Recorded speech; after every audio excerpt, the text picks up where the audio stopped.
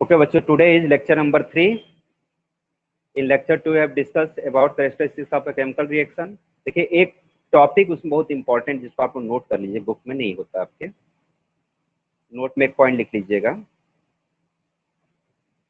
During any chemical reaction, ये भी एक कैरेक्टर्स है, very most important character. During any chemical reaction, old chemical bond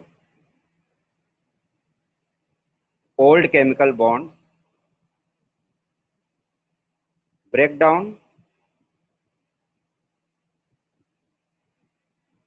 down किसमें break down होगा? Of reactant reactant के chemical bond क्या होते हैं? ब्रेक डाउन होते हैं, स्प्लिट अप हो जाते हैं. And new chemical bond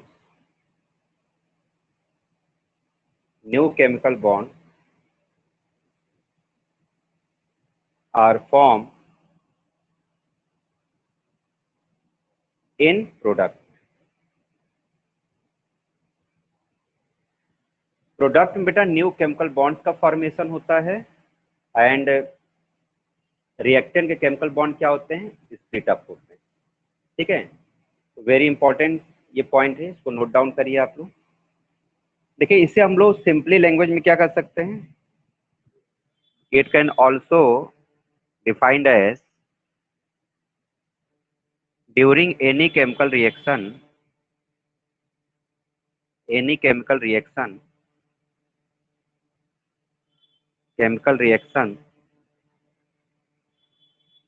rearrangement, very important term, rearrangement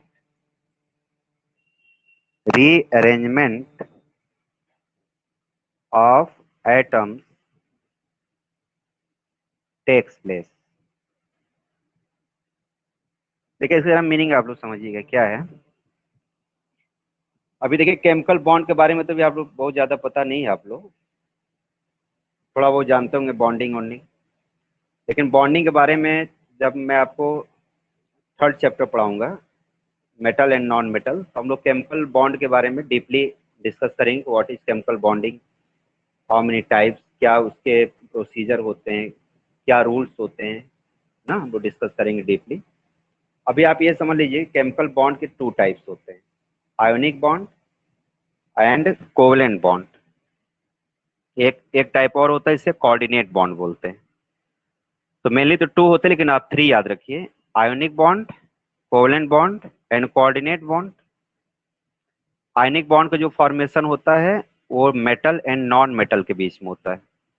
ऐसे आइटम्स होने चाहिए, एक मेटल का एक नॉन मेटल का, जैसे NaCl. Na क्या है? मेटल, और Cl क्या है? Non metal. तो कौन सा बॉन्ड होगा? Ionic bond. Second bond covalent bond is formed between 2 atoms of non-metal. For example H2O.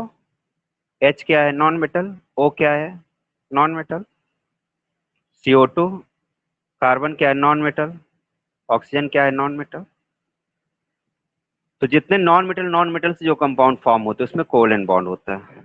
And coordinate bond is a special types of chemical bond in which ionic and covalent bond both characters involve होते हैं, तो दोनों के उसमें properties पाए जाते हैं. Okay बच्चों, तो हम लोग डिस्कस करेंगे बाद में. पहले आप ये समझिए इसका मीनिंग क्या हुआ, rearrangement of atoms takes place. ध्यान समझिएगा. जैसे फॉर एग्जांपल, जैसे हमने एक रिएक्शन लिखा, बर्निंग ऑफ हाइड्रोजन,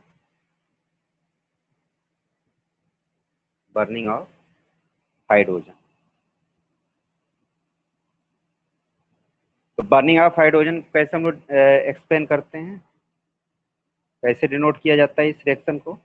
H2 मतलब हाइड्रोजन गैस, अब प्लस इसको बर्निंग करना मतलब ऑक्सीजन से रिएक्शन कराना पड़ेगा. ये देखिए हाइड्रोजन क्या है? गैसेस.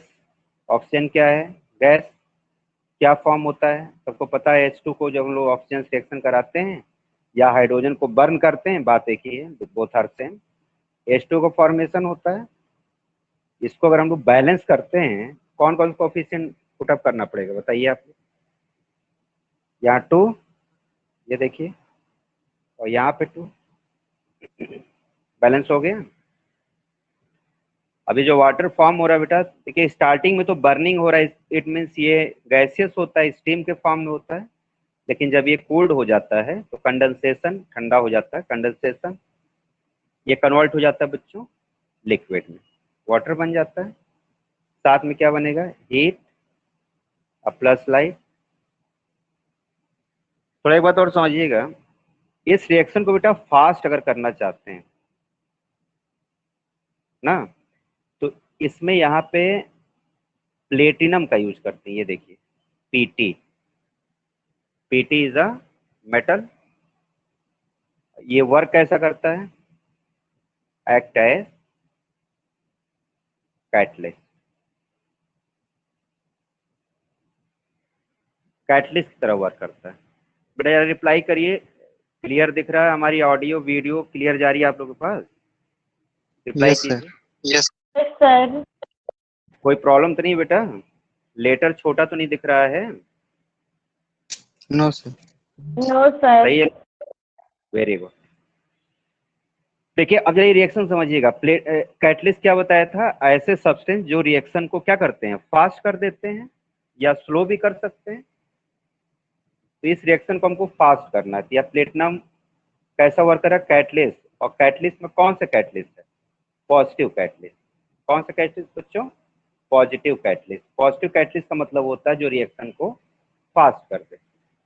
मान लो हमें स्लो करना होता है तो उसे बोलते हैं negative catalyst, called as negative catalyst. लेकिन हमें तो इस रिएक्शन को फास्ट करना है, यहाँ पे यूज किया जाता है पॉजिटिव कैटलिस्ट का। तो प्लेटिनम एक्ट है पॉजिटिव कैटलिस्ट। अब जरा ध्यान समझिएगा, ये रीअरेंजमेंट ऑफ एटम्स आपको हम एक्सप्लेन कर रहे हैं, ध्यान सुनना बच्चों। देखिए इस रिएक्शन को हम लोग ब्रेक करके देखें तो यहाँ हाइड्रोजन है, तो देखिए हाइड्रोजन एक्चुअली इस तरीके से होता है, H सिंगल बॉन्ड H। ये देखिए H2 जो होता है, H2 का जो मेन, जो ओरिजिनल स्ट्रक्चर वो ये है, H सिंगल बॉन्ड, ये माइनस का साइन जो दिख रहा है ये सिंगल बॉन्ड है। ओके, फिर देखिए प्लस, ये प्लस क्या है, O2। O2 का स्ट्रक्चर कैसा होता है, O, इसके बीच में बच्चों डबल बॉन्ड होता है। ये देखिए, ये क्लियर। तो O2 का मीनिंग हुआ O डबल बॉन्ड O, और H2 का मीनिंग हुआ H सिंगल बॉन्ड H। ये बात समझ आ रही है? अब ये देखिए बन रहा है H2। अब H2 का स्ट्रक्चर क्या होता है, ध्यान समझिएगा। H2 ऐसे होता है, देखिए O सेंटर में होता है, ये देखिए H, और यहाँ पे हो गया H, यानी सेंटर में ऑक्सीजन एटम, एंड टर्नल पे, टर्नल मतलब साइड में, किनारे पे कौन सा होता है एटम, हाइड्रोजन एटम। ये इसका स्ट्रक्चर होता है। अच्छा जरा ध्यान समझिए बच्चों, यहाँ देखिए कि H के बीच में कौन सा बॉन्ड, देखो यहाँ पर है सिंगल बॉन्ड। ध्यान समझिएगा कौन सा बॉन्ड है, सिंगल बॉन्ड। ये देखिए single bond, it is called as single, complete name होता है single covalent bond. Covalent bond 3 types के होते हैं, सिंगल, डबल एंड ट्रिपल। तभी आप सिर्फ याद करिए, सिंगल बॉन्ड भी कर सकते हैं या single covalent bond.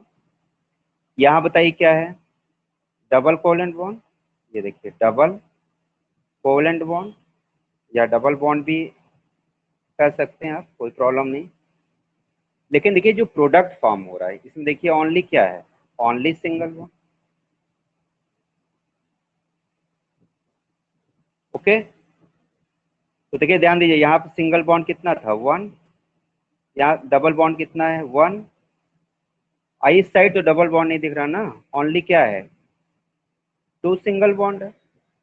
It means ये जो एटम्स हैं इन्होंने क्या कर लिया, यहाँ से देखिए ब्रेक हुआ, यहाँ से ब्रेक हुआ, ये ब्रेक हुआ, और इसका अरेंजमेंट न्यू फॉर्म में हो गया। तो जब बेटा केमिकल बॉन्ड ब्रेक होते हैं ना, तब प्रॉपर्टी चेंज होती है। इस चैप्टर का सबसे मेन थीम ये है। यानी अगर आपसे ये बोला जाए कि केमिकल प्रॉपर्टीज क्यों चेंज होती है, what is the reason behind that in any chemical reaction, the chemical properties of product is 100% differ from reactant. Clear हो रहा मैंने क्या पूछा क्वेश्चन आपसे? Got it? What is the reason that chemical properties of product is 100% differ from the properties of reactant? देखिए यहाँ पे ये गैस था, लेकिन ये तो लिक्विड बन गया, न्यू प्रॉपर्टीज बन गई। तो क्या रीजन लिखेंगे आप? प्रॉपर्टीज क्यों चेंज होती है किसी केमिकल रिएक्शन में, बताइए, what is the reason?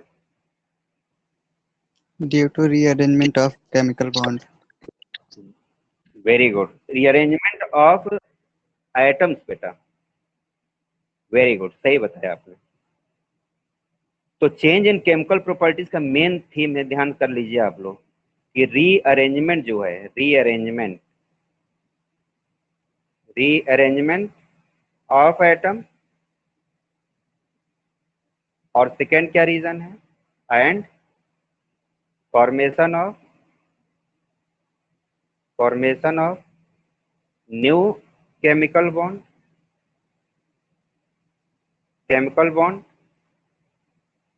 is responsible for new chemical properties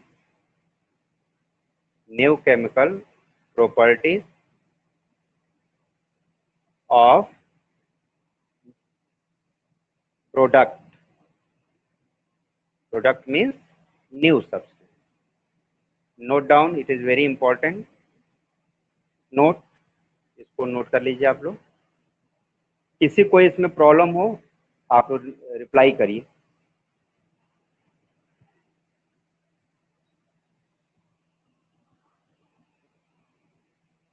तो कैरेक्टरिस्टिक्स ऑफ केमिकल रिएक्शन बेटा सबको क्लियर हो गया?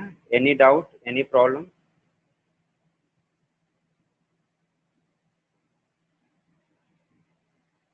Reply please. No, sir. Very good. Voice clear है ना बच्चों? बता दीजिएगा, क्योंकि earphone. Yes, sir. Clear. Yes, sir. हाँ, आप लोग कोई भी प्रॉब्लम हो तुरंत बेटा रिप्लाई करना, ओके? इट्स योर रिस्पॉन्सिबिलिटी, ठीक भैया? चलिए, इतनी बात क्लियर हो गई। और बेटा जो पेपर सेंड करते हैं व्हाट्सएप ग्रुप में, उसको बेटा आप लोग सॉल्व जरूर किया करिए, ठीक है ना? देखिए एग्जाम हमें नहीं देना, एग्जाम आप लोग को देना, ठीक है ना? इसको थोड़ा सा ध्यान रखा करिए, क्योंकि सभी बच्चे रिप्लाई नहीं करते, तो फिर पेपर सेंड करने कोई मीनिंग नहीं होगा। ओके बेटा, रिप्लाई किया करिए, तब तो मैं अच्छे से पेपर्स आपको एनटीएस के ओलंपियाड के भी सेंड करूंगा। चलिए हम लोग नेक्स्ट टॉपिक बेटा स्टार्ट करना है।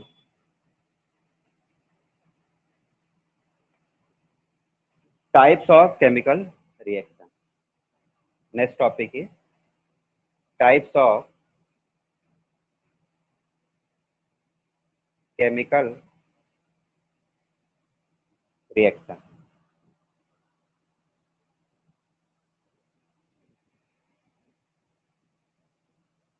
Types of chemical reaction.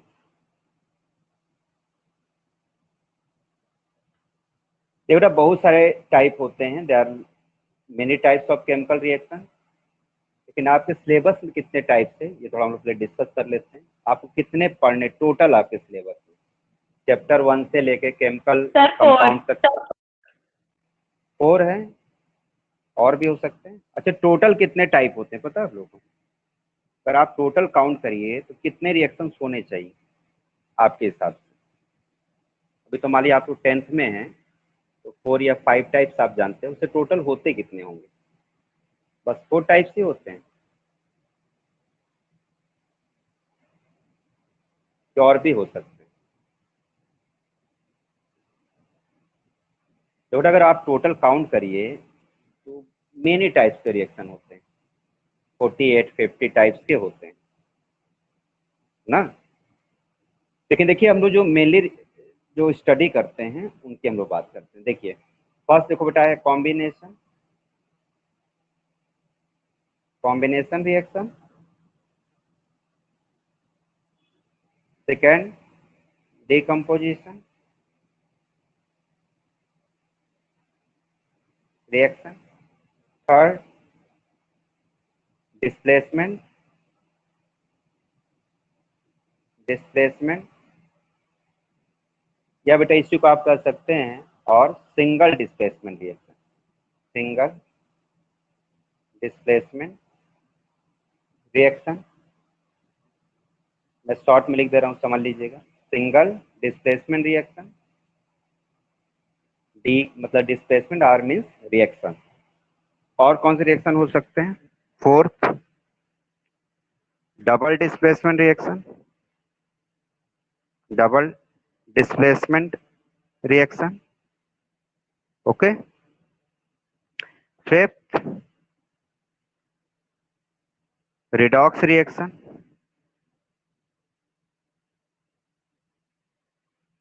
Reaction. देखिए और भी रिएक्शंस आपको पढ़ने हैं, देखिए आपने पढ़ा लेकिन अभी ध्यान नहीं दिया। थर्मल डिकम्पोजिशन रिएक्शन पढ़ा है ना, थर्मल डिकम्पोजिशन रिएक्शन, ठीक है। Electrolysis, eight, photolysis, 9, exothermic reaction, endothermic reaction, ठीक है। और कौन से रिएक्शन हो सकते हैं? देखिए और आपको रिएक्शन पढ़ना है जो आपके सिलेबस में है, मतलब इस चैप्टर में नहीं लेकिन नेक्स्ट आप पढ़ेंगे कहाँ पे, कार्बन एंड कंपाउंड्स में। मैं यहीं पर लिस्ट बनवा देता हूँ, सारे रिएक्शन कलेक्ट कर लिया जाए एक साथ कलेक्शन। देखिए substitution reaction, substitution reaction, addition reaction, ठीक है। और भी बहुत सारे हैं। 13, हाइड्रोलिसिस, हाइड्रोलिसिस आप पढ़ेंगे एसिड बेस सॉल्ट वाले चैप्टर में, ठीक है बेटा। और बहुत सारे रिएक्शन हो सकते हैं, तो मैं लिख देता हूँ ETC। ऐसे अगर काउंट करिए तो मेनी टाइप्स ऑफ रिएक्शंस हैं, ओके। तो मैंने कुछ रिएक्शंस ये कलेक्शन किया जो आपको पढ़ना है। इसके अलावा भी बहुत सारे हैं, न्यूट्रलाइजेशन रिएक्शन, प्रिसिपिटेशन रिएक्शन पढ़ाई होगा, देखो न्यूट्रलाइजेशन रिएक्शन, न्यूट्रलाइजेशन रिएक्शन, ठीक है ना, प्रिसिपिटेशन रिएक्शन, ठीक है बेटा। तो इस तरीके से अगर काउंट करिए तो बहुत सारे होते हैं, एलिमिनेशन रिएक्शन, हाइड्रोजिनेशन, क्लोरीनेशन ना, हेलोजिनेशन ना, तो बहुत सारे रिएक्शन पढ़ना। देखिए एक आप सिलेबस का है हेलोजिनेशन, ये आपको पढ़ना है कार्बन एंड कंपाउंड्स वाले चैप्टर में। हेलोजिनेशन के बहुत सारे टाइप्स भी होते हैं, ठीक है ना।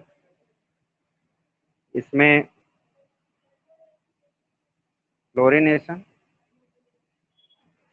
ब्रोमिनेशन,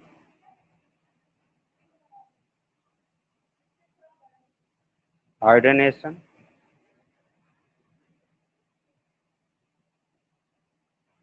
क्लोरीनेशन, और भी बहुत सारी रिएक्शन। तो चलिए मैं पूरी लिस्ट नहीं बना रहा हूँ यहाँ पर। हाइड्रोजिनेशन, कहने मतलब ये है बच्चों, ETC रिएक्शंस ओनली केवल 4 टाइप्स या 5 टाइप्स के ही नहीं होते हैं ना, मेनी टाइप्स के रिएक्शंस होते हैं, ओके। लेकिन आपके सिलेबस में जितने रिएक्शंस है पहले हम लोग डिस्कस कर लें फर्स्ट चैप्टर में। तो फर्स्ट चैप्टर में कौन कौन से रिएक्शंस हैं वो पहले टिक कर लेते हैं। देखिए फर्स्ट हो गया combination, decomposition, displacement, double displacement, redox, thermal decomposition, electrolysis, photolysis, exothermic, endothermic आप लोग डिस्कस कर चुके हैं। बाकी ये जो आगे रिएक्शन है ना अलग चैप्टर्स के, लेकिन आपको पढ़ना है सारे, ठीक ना, ये आपके सिलेबस के। ओके बच्चों, रिप्लाई करिए, क्लियर हुआ? Yes, sir. Yes, sir. Very good.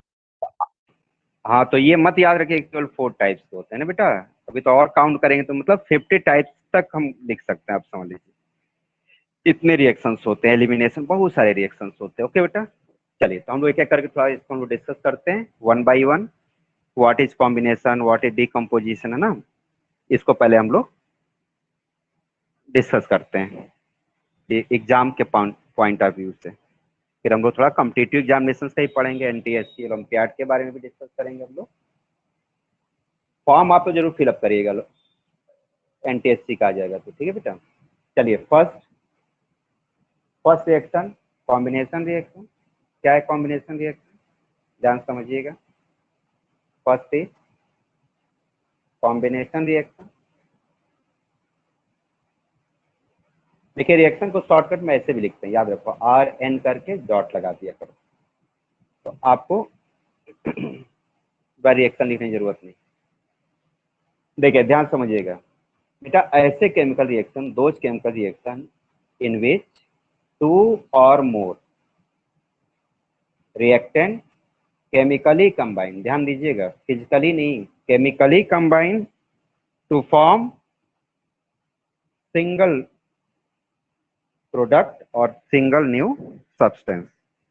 ऐसे सारे रिएक्शंस को आप लोग कॉम्बिनेशन रिएक्शन बोलेंगे, कहेंगे, जिसमें जो रिएक्टेंट हो मिनिमम 2 हो, 3 भी हो सकते हैं, लेकिन प्रोडक्ट क्या होना चाहिए, ओनली सिंगल, ठीक है ना।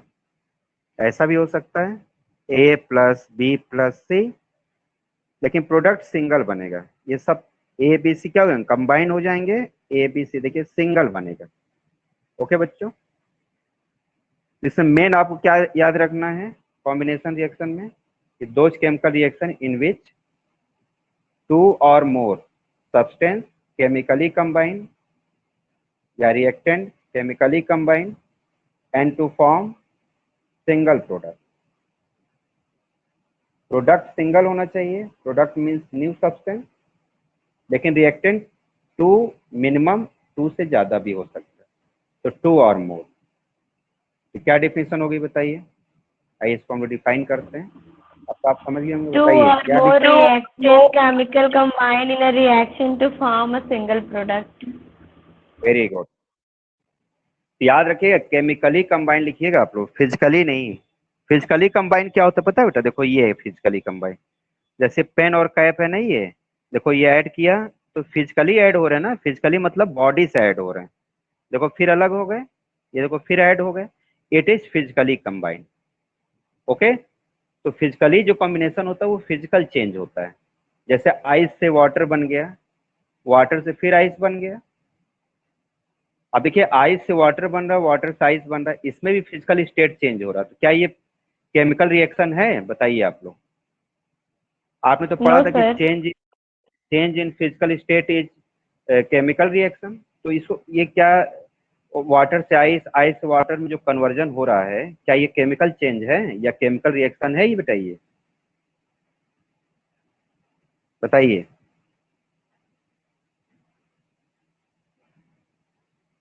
बताइए, आइस से वाटर या वाटर से आइस केमिकल चेंज है बेटा या केमिकल रिएक्शन है ये? No, sir. No. What is the reason? Sir reason क्योंकि बताइए आप। कोई मतलब सर क्योंकि कोई न्यू सब्सटेंस बन नहीं रहा है। हाँ, न्यू सब्सटेंस फॉर्म होना चाहिए, वेरी गुड। भाई आइस का फार्मूला भी क्या होता है, H2O, और वाटर का फार्मूला भी क्या होता है, H2O। तो न्यू सब्सटेंस फॉर्म नहीं हो रहा ना, केवल स्टेट चेंज हो रहा। और केमिकल रिएक्शन में ये कंडीशन होती है कि न्यू सब्सटेंस का फॉर्मेशन होना चाहिए, new substance must be form. Okay बेटा, ठीक है, गुड। चलिए इसको डिफाइन करते हैं हम लोग।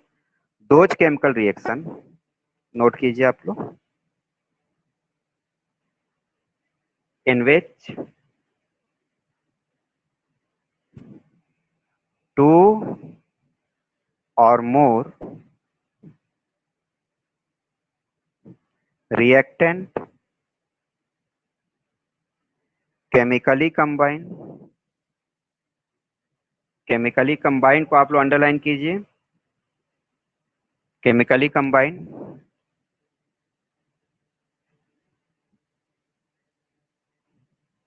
it must be underlined,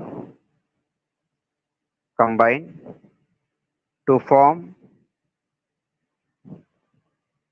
only single product in a new substance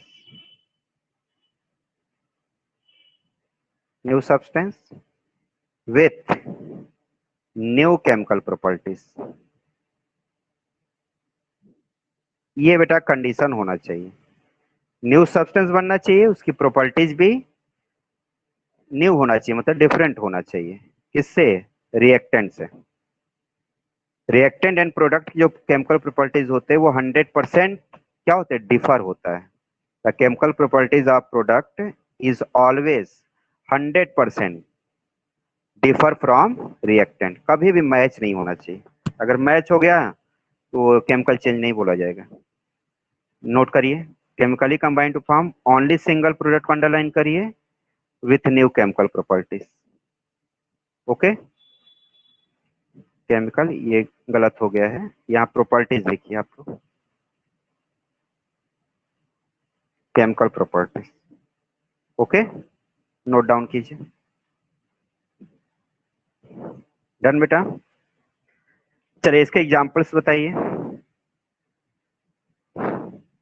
example sir NH3 plus HCl sir ये रिएक्टेंट और हमारा product NH4Cl।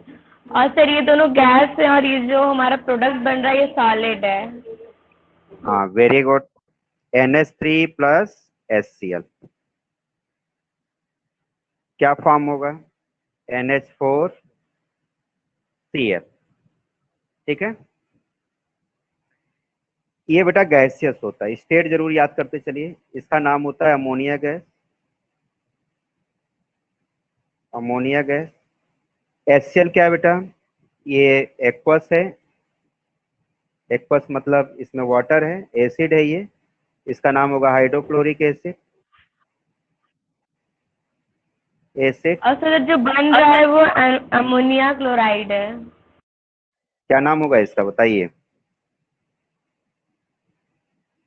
Ammonia? Sir yes sir, ammonia chloride. नहीं, देखो अमोनिया बेटा होता है NH3 और यहाँ तो NH4 है ना। इसका नाम क्या है? ये अमोनियम है। ध्यान दीजिएगा आप लोग, अमोनियम, IUM। इसमें क्या है? NIA।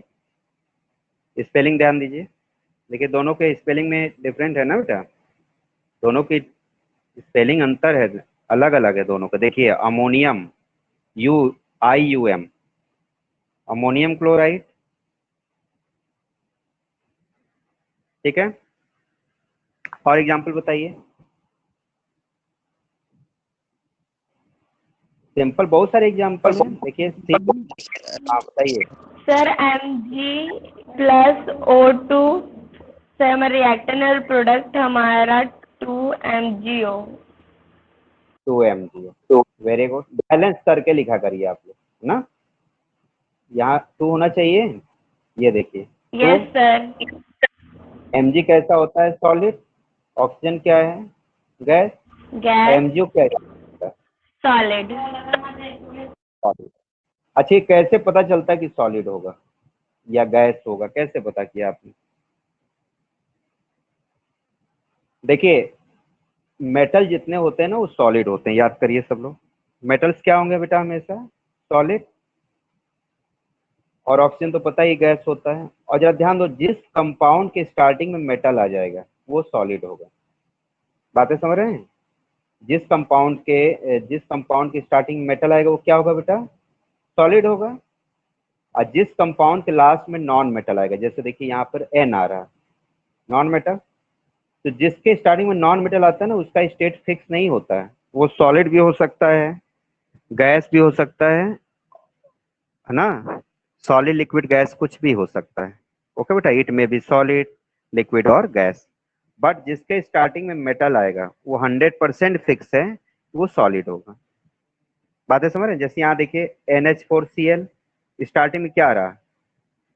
सोडियम, नाइट्रोजन आ रहा है, तो इसका स्टेट फिक्स नहीं है, सॉलिड लिक्विड गैस कुछ भी हो सकता है, लेकिन होता क्या है? ये सॉलिड होता है। लेकिन जिसके स्टार्टिंग में मेटल आ गया ना, वो 100% फिक्स है कि वो सॉलिड ही होगा। जैसे CaCO3 कैसा होगा बताइए आप लोग। Ca क्या है, मेटल है ना, तो CaCO3 सॉलिड होगा। ZnCO3 क्या होगा बताइए, बताइए Zn क्या होता है, मेटल की नॉन मेटल? जिंक मेटल होता है ना, तो जिंक कार्बोनेट भी सर ZnCO3 भी मेटल। क्या होगा बच्चों, मेटल होता है तो सॉलिड होगा जिंक कार्बोनेट। ओके, ये थोड़ा सा याद रखिएगा आप। NaCl देखिए, Na मेटल है, तो NaCl कैसा होता है, घर में देखा होगा आप लोगों ने, कॉमन सॉल्ट, सॉलिड होता है। चलिए और रिएक्शंस लिखते हैं। C+O2 क्या फॉर्म होगा, CO2। ये देखिए कार्बन कैसा होता है, सॉलिड, ऑक्सीजन गैस, और CO2 क्या है, गैस है। अच्छा जरा ध्यान दीजिए, इसमें बर्निंग कर रहे हैं आप लोग, इसको बोलेंगे burning of carbon, oxygen add हो रहा है यानी बर्निंग। इसमें बताइए और क्या क्या बनेगा बच्चों, हीट प्लस लाइट। इसमें भी क्या बनेगा, हीट प्लस लाइट। MgO कैसा होता है, MG को जब बर्न करते हैं तो स्पार्कलिंग करता है, डैजलिंग इस फ्लेम के साथ जलता है। डैजलिंग स्पार्किंग या फ्लेम क्या होता है, जैसे वो आपने दिवाली में छुरछुरिया जलाया होगा ना, क्रैकर्स, चमकता है ना काफी, सेम उसी तरह ये जलता है। मैग्नीशियम स्पार्क करता है, और जलने के बाद इसमें से ये ऐश बन जाता है, और ये बेटा व्हाइट कलर का ऐश बनता है, ये होता है व्हाइट ऐश। ऐश की स्पेलिंग क्या होती है, SH, व्हाइट ऐश बनता है, ठीक ना। सफेद रंग की राख बनती है इसको जलने के बाद। जैसे आप अगरबत्ती जलाइए, इंस्टेंट स्टिक, पूजा करते हैं ना, तो व्हाइट बन जाता है ना जलने के बाद, उसी तरीके से राख बन जाती है उसकी, व्हाइट। बताइए इतनी बात क्लियर हुई भैया सबको, कॉम्बिनेशन रिएक्शन। Yes sir. ये हेलो, ठीक है। चलिए नेक्स्ट, सेकेंड,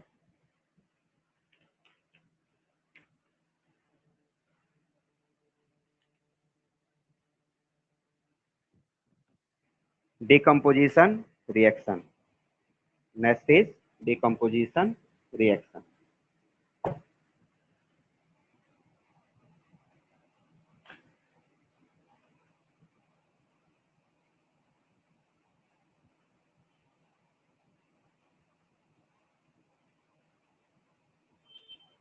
देखो बेटा, ये जो रिएक्शन होता है ये कॉम्बिनेशन का जस्ट अपोजिट होता है। तो सबसे पहले आप ये याद करिए कि this reaction is just opposite to, just opposite to combination reaction.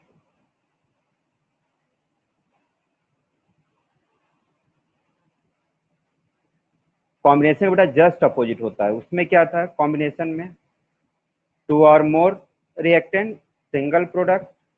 इसमें क्या है, सिंगल सब्सटेंस होगा। देखिए यहाँ पे ये, जैसे मान लो कि ये रिएक्टेंट है, और ये बेटा स्प्लिट अप होकर के सेपरेट हो जाती है, देखिए अलग अलग हो जाता है। तो क्या डिफाइन करेंगे इसको बताइए आप, प्रोडक्ट क्या है। One reactant giving rise to or more product. हाँ वेरी गुड। लेकिन ये बताइए इसमें कॉम्प्लेक्स कौन सा है, ये कॉम्प्लेक्स है कि ये कॉम्प्लेक्स है, रिएक्टेंट कॉम्प्लेक्स है कि प्रोडक्ट। कॉम्प्लेक्स मतलब भारी भरकम कौन है, किसका वेट ज्यादा है, बताइए आप लोग।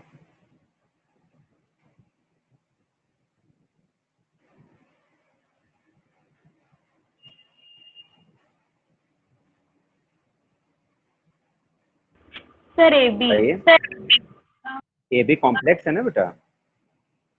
तो देखिए ध्यान दीजिएगा, इसमें ये कॉम्प्लेक्स सब्सटेंस होता है, ध्यान दीजिएगा वर्ड पे, कॉम्प्लेक्स सब्सटेंस यानी जो रिएक्टेंट है वो कैसा है, कॉम्प्लेक्स है और सिंगल है।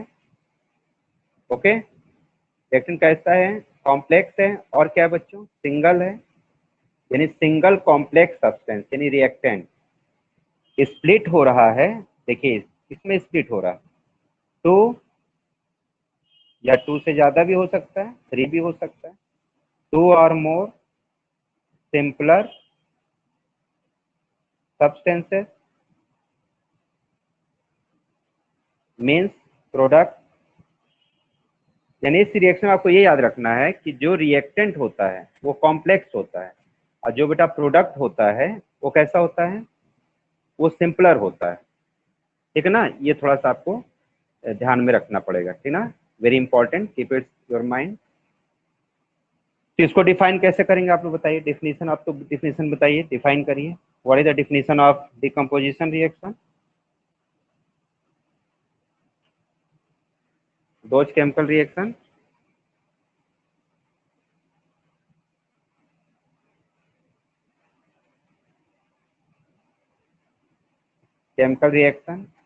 in which single complex substance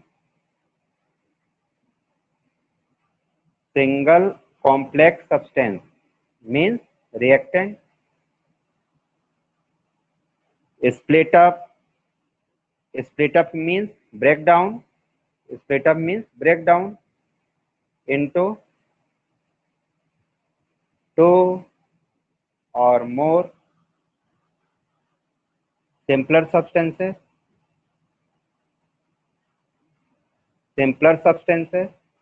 तो 2 और मोर सिंपलर सब्सटेंसेस का मीनिंग क्या हो गया, प्रोडक्ट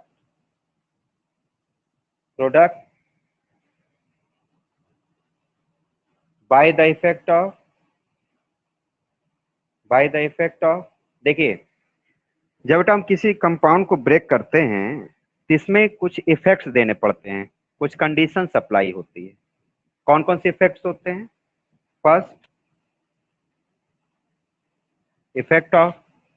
फर्स्ट बेटा है हीट एनर्जी,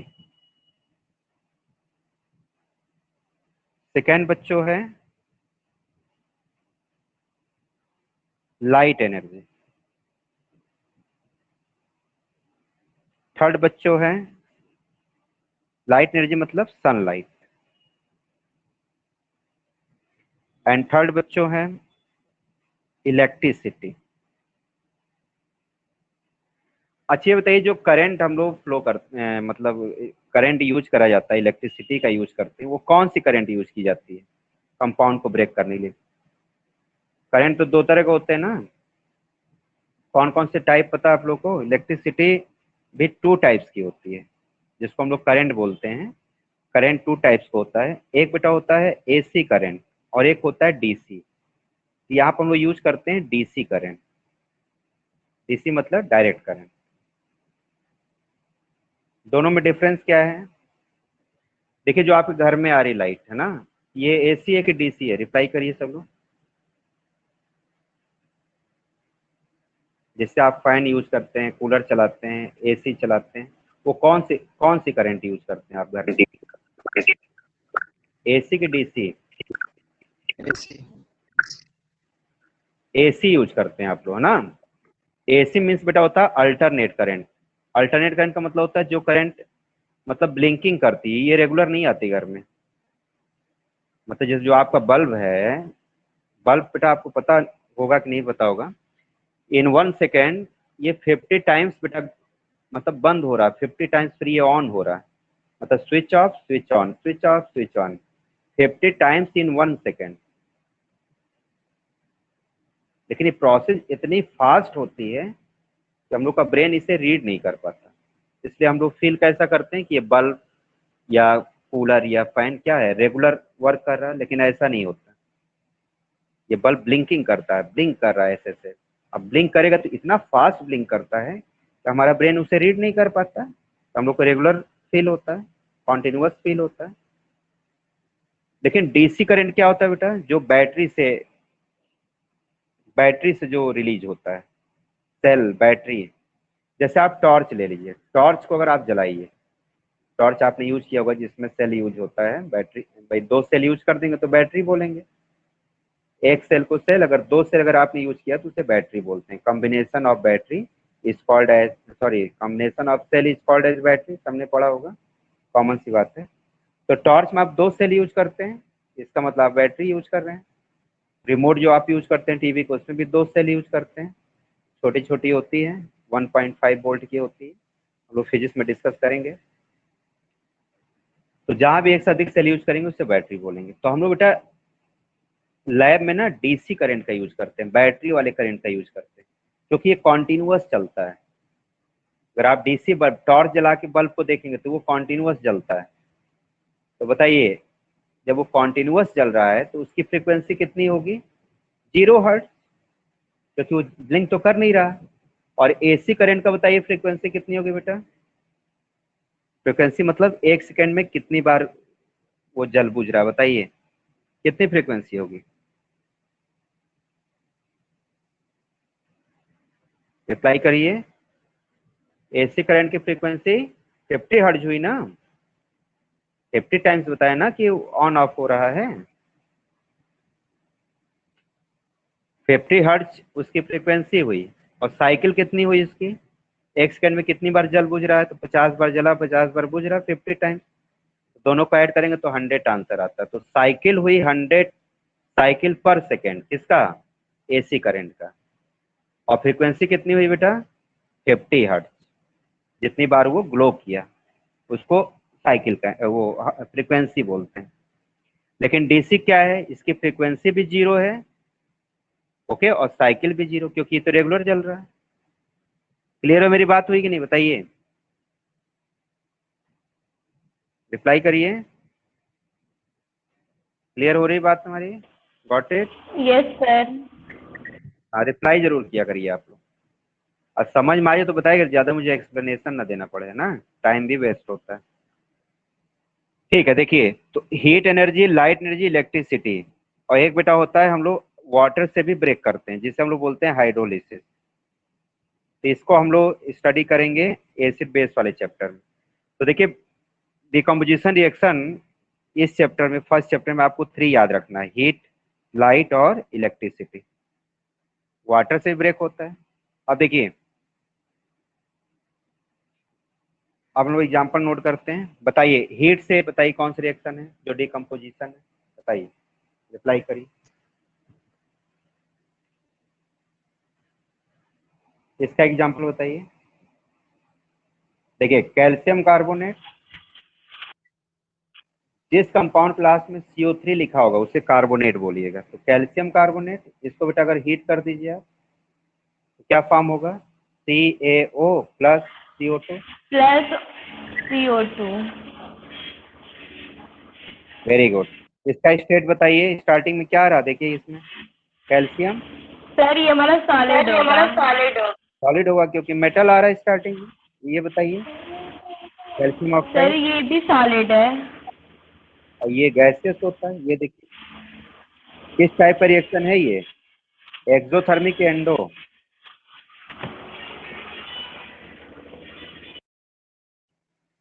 हीट इन्वॉल्व हो रही कि इवॉल्व हो रही? यूज हो रहा है कि रिलीज हो रही? बताइए। हीट देना पड़ रहा है, गर्म कर रहे हैं, ओके। भाई एरो को ऊपर अगर हीट लिखा है तो एंडोथर्मिक हुआ, अगर मान लो हीट इधर लिखा होता तो एक्सोथर्मिक होता। देखो ये इसका एग्जाम्पल हो गया फर्स्ट वाले का, बाय यूजिंग हीट एनर्जी। इसको बेटा हम लोग बोलते हैं थर्मल डिकम्पोजिशन। क्या बोलेंगे? Thermal decomposition reaction, thermal decomposition reaction. तो डिकम्पोजिशन रिएक्शन का फर्स्ट टाइप कौन सा हो गया? Thermal decomposition reaction. अब देखिए सेकेंड, लाइट एनर्जी, सनलाइट से भी ब्रेक करते हैं। देखिए ध्यान समझिएगा, ये देखिए,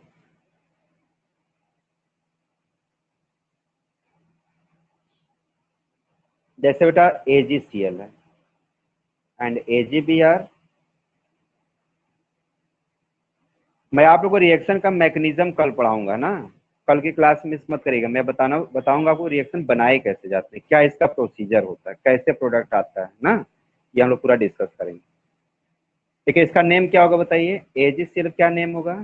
सिल्वर क्लोराइड। इसका नेम क्या होगा? Silver bromide. मैंने एक आपको वीडियो सेंड किया था कि केमिकल फार्मूला, उसको बेटा आप लोग जरूर देख लीजिए, ठीक है ना। वेरी इंपॉर्टेंट वीडियो लेक्चर है, तो ये आपको समझ में आएगा चैप्टर, ठीक है ना। तो उसको देख जरूर लीजिएगा, आपको मैंने सेंड भी किया था। और ये ऐप में जाइएगा तो स्टडी मटेरियल वाले सेक्शन में अपलोड भी है। AgCl इसको बेटा सिर्फ आप सनलाइट में रख दीजिए तो ये ब्रेक हो जाता है। Ag प्लस, बताइए यहाँ Cl लिखेंगे कि कुछ और लिखेंगे? बताइए सोच करके।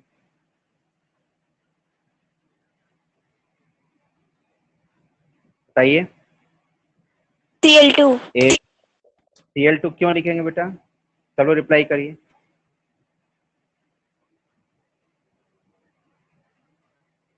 Cl2 क्यों यूज करेंगे? Cl क्यों नहीं लिखा?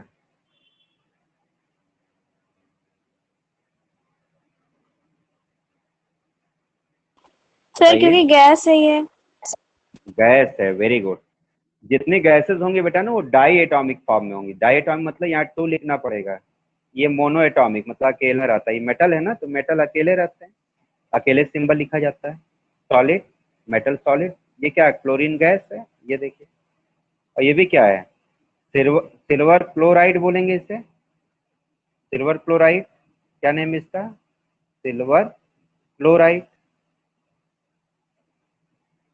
कैसा होगा? स्टार्टिंग में मेटल आ रहा है जी, इसलिए सॉलिड होगा। इसे देखो सिल्वर ब्रोमाइड, इसका नेम क्या होगा? सिल्वर, लास्ट में बी आर आ रहा है।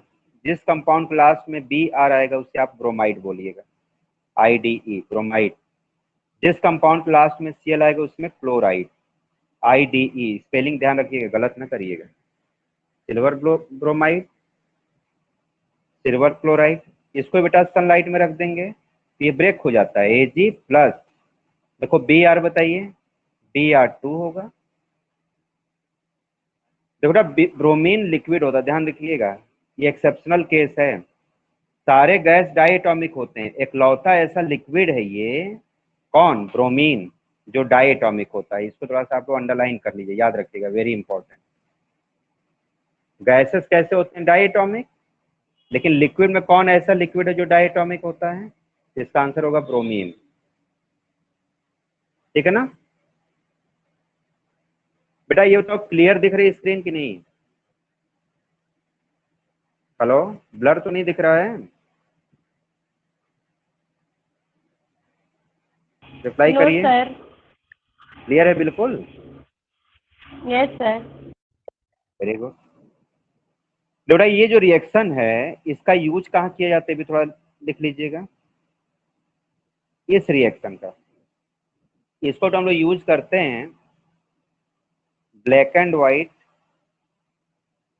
ब्लैक एंड व्हाइट फोटोग्राफी में, फोटोग्राफी में, या इसको बेटा आप कह सकते हैं स्टिल फोटोग्राफी।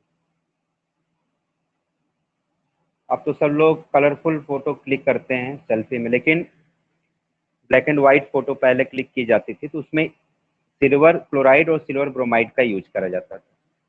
अच्छा, कभी आप ध्यान देते हैं कि जो आप कफ सिरप लाते हैं, जो खांसी की दवा लाते हैं, ग्लाइकोडिन और बहुत सारे हैं, कोरेक्स, बहुत सारे कंपनीज हैं, देखो बेटा कुछ दवाइयाँ जो होती है ना वो डार्क शीशी में आती हैं, उनका जो बॉटल होता है वो डार्क होता है, ब्लैक होता है। कभी ध्यान देते हैं आप लोग?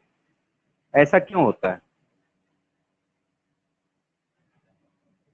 तो आप कफ सिरप लाते हैं या और भी दवाइयाँ जो लाते हैं खरीद करके, वो देखिए डार्क बॉटल में होता है, उस पर लिखा रहता है कि keep it cool and dark place, लिखा रहता है ना सिरप पे, कि इसे आप लोग हमेशा कूल और डार्क प्लेस में रखिए, लाइट से, अवे फ्रॉम लाइट, ऐसा लिखा रहता है। ऐसा क्यों? देखिए जो बेटा सिरप होते हैं ना, अगर इनको अगर आप सनलाइट में रख देंगे ना तो ये रिएक्शन हो जाएगा, सनलाइट से वो ब्रेक हो जाएगा। और इस बेटा रिएक्शन को कहा जाता है फोटोलिसिस। ये कौन सा रिएक्शन हो रहा है? फोटोलिसिस। ये कौन सा हो रहा है? फोटोलिसिस। फोटो का मतलब सनलाइट और लिसिस का मतलब ब्रेक डाउन।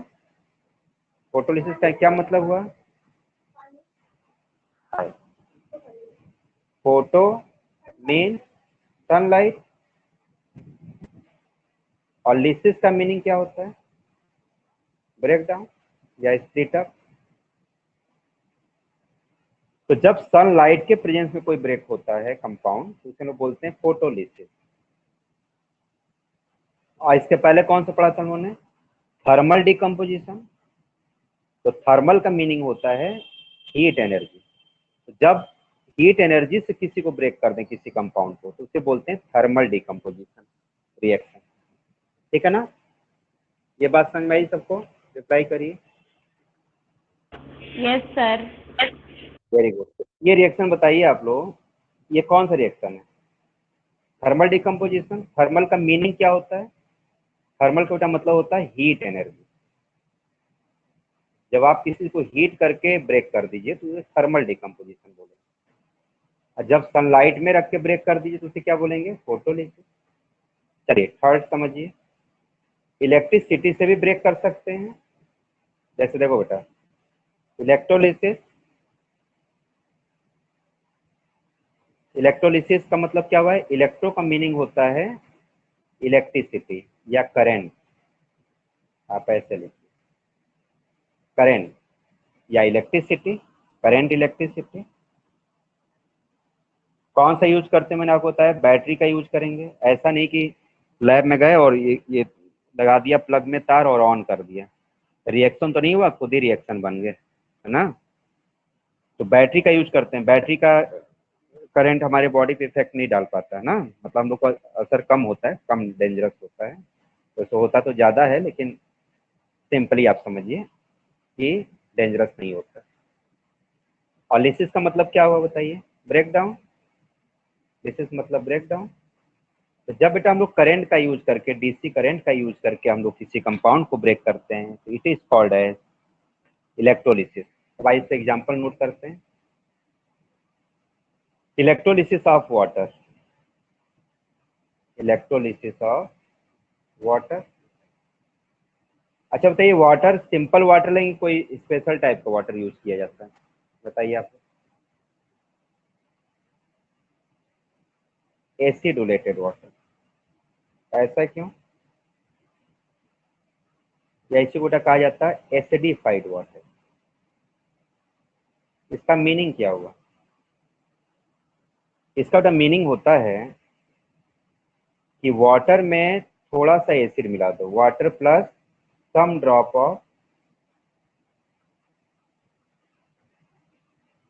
H2SO4। ध्यान दीजिएगा, कौन से एसिड मिलाएंगे? H2SO4 मिलाएंगे, HCl को नहीं इसमें मिक्स करेंगे। रिप्लाई करिए, आंसर समझ में आ रहा? समझ में आ रहा क्या बता रहे हैं आपको? कौन सा एसिड मिलाया जाता है वाटर नहीं में? सर, फिर से एक बार सर, फिर से रिपीट कर दीजिए। जब वाटर का हम लोग इलेक्ट्रोलिसिस करते हैं बेटा, मतलब वाटर को जब ब्रेक करना होता है, तो उसमें एक दो ड्रॉप ना क्या मिला देते हैं? एसिड को मिलाया जाता है। और ऐसे वाटर को हम लोग क्या बोलते हैं? एसिडुलेटेड वाटर। कौन सा वाटर? एसिडुलेटेड वाटर। और कौन सा एसिड मिलाते हैं ये भी याद रखिएगा, सम ड्रॉप ऑफ, कुछ बूंदे मिलाई जाती हैं, ऐसा नहीं कि बहुत ज्यादा, 2-3 बूंद मिलाते हैं। किसकी? H2SO4 एसिड की। ये कौन सा एसिड है? H2SO4 का कौन सा एसिड बोलते हैं? इसका क्या नेम है? Sulphuric acid. Sir sulphuric acid. हाँ, HCl एसिड नहीं मिलाया जाएगा, ध्यान रखिएगा। हाइड्रोक्लोरिक एसिड को नहीं मिला सकते आप। अगर आप HCl एसिड मिला दोगे तो वो ब्रेक हो जाएगा हाइड्रोजन और क्लोरीन में, और एक्सप्लोजन हो जाएगा, तो रिएक्शन एक्सप्लोसिव हो जाएगा, करंट फ्लो करेंगे, ब्लास्ट कर जाएगा। बात समझ रहे हैं? तो कौन सा एसिड यूज करा जाएगा हमेशा? H2SO4। याद रखिएगा सब लोग, वेरी इंपॉर्टेंट। ठीक है? ऐसा नहीं कि कोई भी एसिड मिला दो, ऐसा नहीं। आप ध्यान दो बेटा, ये H2O है, H2 में आप करंट फ्लो करेंगे। ये देखिए कैसा वाटर है? एसिडुलेटेड। करंट फ्लो करेंगे, इसका एक पॉट आता है, मैं आपको कल लेक्चर में इसको डीपली बताऊंगा। कौन सा करंट यूज करेंगे? डीसी। तो ये ब्रेक हो जाएगा। कौन किसमें किसमें ब्रेक होगा? H2 plus O2। ये देखिए, बैलेंस कर दीजिए, 2 और यहाँ पे 2। देखो ये बन गया गैस, ये बन गया गैस। एसिटिलेटेड वाटर है। अच्छा मैं देखिए इसमें क्वेश्चन पूछ रहा हूं, आप लोग बताइए, इसमें दो गैसें बन रही है, इलेक्ट्रोलिसिस ऑफ वाटर में टू गैस फॉर्म होती है, हाइड्रोजन एंड ऑक्सीजन। करंट बेटा जब यूज करते हैं तो उसमें दो तार होगा ना, एक पॉजिटिव एक निगेटिव। बताइए, रिप्लाई करिए। दो वायर होंगे ना भाई, बैटरी में से जब जोड़ेंगे तार आप ऐड करके लाएंगे तो उसमें दो तार होंगे, एक पॉजिटिव और एक क्या होगा, निगेटिव। Yes sir. तो पॉजिटिव वाले टर्मिनल को क्या बोलेंगे? और सर एक पॉजिटिव। तो पॉजिटिव वाले को क्या बोला जाता है? पॉजिटिव टर्मिनल बोलते हैं। इसको केमिस्ट्री की लैंग्वेज में क्या बोलते हैं? कैथोड की एनोड। सर एनो नहीं सर, कैथोड। नहीं, पॉजिटिव वाले को बोलेंगे और निगेटिव वाले को सर एनोड। कैथोड। पॉजिटिव वाले को एनोड और माइनस वाले को कैथोड। ठीक है भैया, ये याद रखिएगा, माइनस कैथोड होता है, ठीक है ना। अच्छा आप बताइए, हाइड्रोजन पे कौन सा चार्ज होता है? सभी बच्चे रिप्लाई करिए, बहुत ध्यान से समझिएगा, थोड़ा हार्ड कॉन्सेप्ट है। एच पे कौन सा चार्ज होता है, प्लस की माइनस? बताइए, एच पे होता है प्लस चार्ज। ये किस किस एनोड पे तरफ माइग्रेट करेगा कि एनोड की तरफ? कैथोड की एनोड। अगर ये प्लस है तो प्लस किसकी तरफ अट्रैक्ट होता है? निगेटिव की तरफ। यानी बेटा ये कलेक्ट होगा एट कैथोड, ध्यान दीजिएगा। कैथोड कैथोड जो होता है वो निगेटिव वाला होता है। और ऑक्सीजन कहाँ कलेक्ट होगा, किस वायर की तरफ होगा? माइनस वाले की प्लस। ऑक्सीजन पे होता है निगेटिव चार्ज, ये अट्रैक्ट होगा किसकी तरफ? पॉजिटिव की तरफ, यानी कि एट एनोड। ये ध्यान रखना है आपको, एनोड मतलब पॉजिटिव की तरफ जाएगा, निगेटिव पॉजिटिव की तरफ और पॉजिटिव निगेटिव की तरफ। बातें समझ में आ रही हैं? बताइए, रिप्लाई करिए। Yes clear sir. हो रहा है? Very good. अब आप एक आंसर और बताइए। During electrolysis of water two gases are form, hydrogen gas and oxygen gas. Which volume is more, hydrogen gas or oxygen? किसका वॉल्यूम ज्यादा, कौन ज्यादा अमाउंट में बनता है? हाइड्रोजन गैस ज्यादा बनती है कि ऑक्सीजन? बताइए, एग्जाम में आपसे पूछा जाएगा।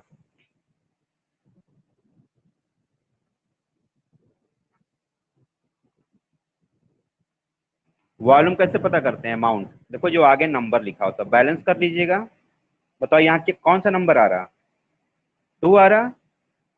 यहाँ कौन सा नंबर है? कोई नंबर नहीं, तो यहाँ हम 1 एज्यूम कर सकते हैं। याद रखिएगा, अगर इसका 1 लीटर बनेगा तो इसका 2 लीटर बनेगा। यानी रेशियो क्या हो गया बताइए? रेशियो हुआ 2:1। क्या रेशियो हो बेटा? 2:1। तो आपसे ये पूछा जाता है कि वॉल्यूम रेशियो बताइए, तो वॉल्यूम रेशियो क्या बताएंगे आप लोग? 2:1।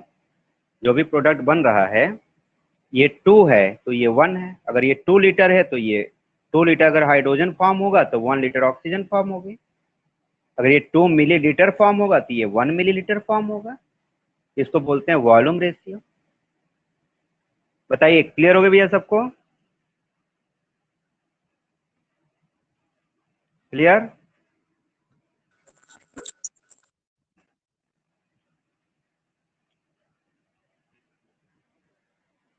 चलिए लास्ट में क्वेश्चन पूछते हैं। बताइए, how many types of decomposition reaction?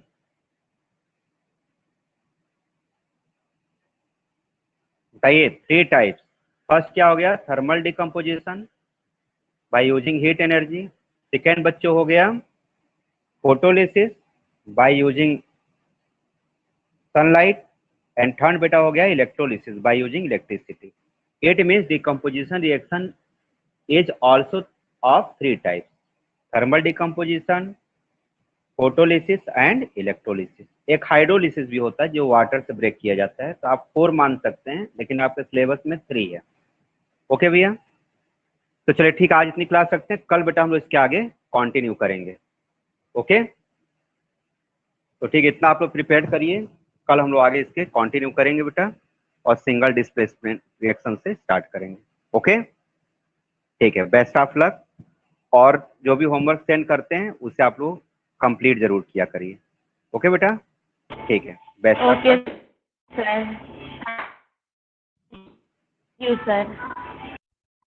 Welcome बेटा, दैट्स ऑल।